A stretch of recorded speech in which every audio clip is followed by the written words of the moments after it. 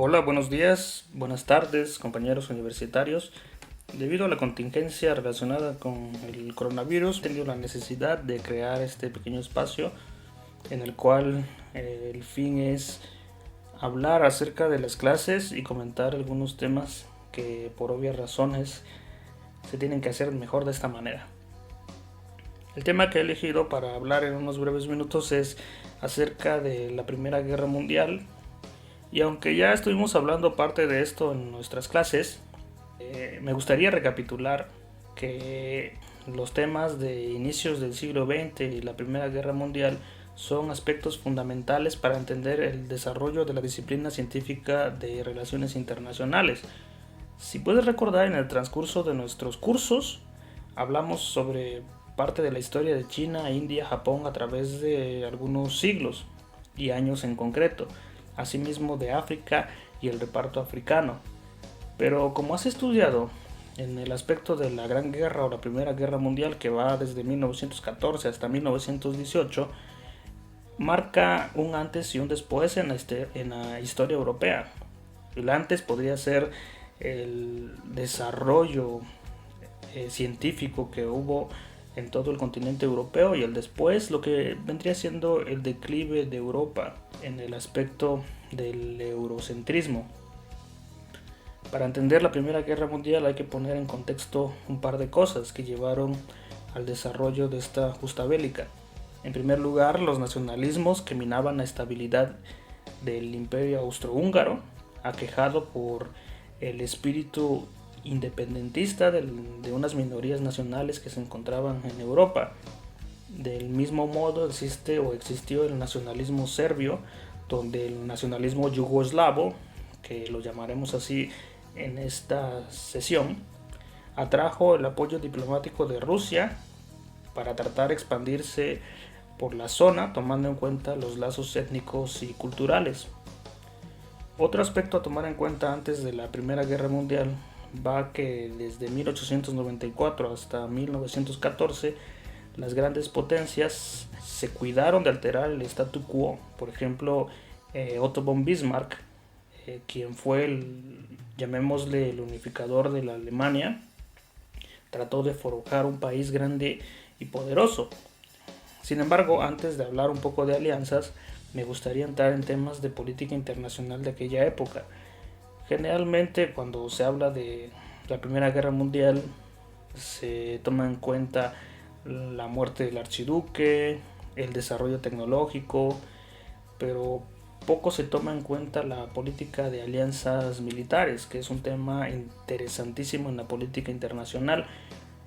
Y antes, definiendo lo que es una alianza, la podremos entender como una asociación formal de estados para la utilización de la fuerza militar en circunstancias específicas, contra estados que no forman parte de ella como miembros de la misma, es decir, como miembros de la alianza. Por lo tanto, las alianzas en este caso son asociaciones de intereses, ya sea por fines militares o por fines de seguridad.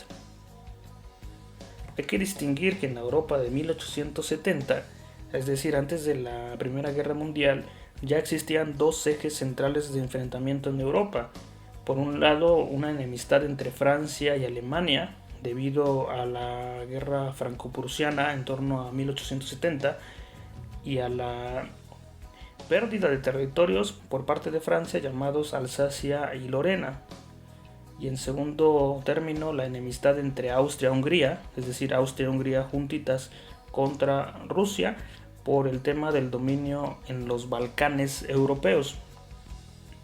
A estos dos ejes se le va a sumar otras enemistades como la existente entre Francia e Inglaterra, esto debido a intereses coloniales, y la rivalidad entre Austria, Hungría e Italia por un área geográfica conocida como Tirol. Asimismo, rivalidad entre Inglaterra y Rusia debido a la expansión desde Constantinopla hasta China. Estos dos países se peleaban por la expansión en las áreas geográficas citadas antes de la Primera Guerra Mundial.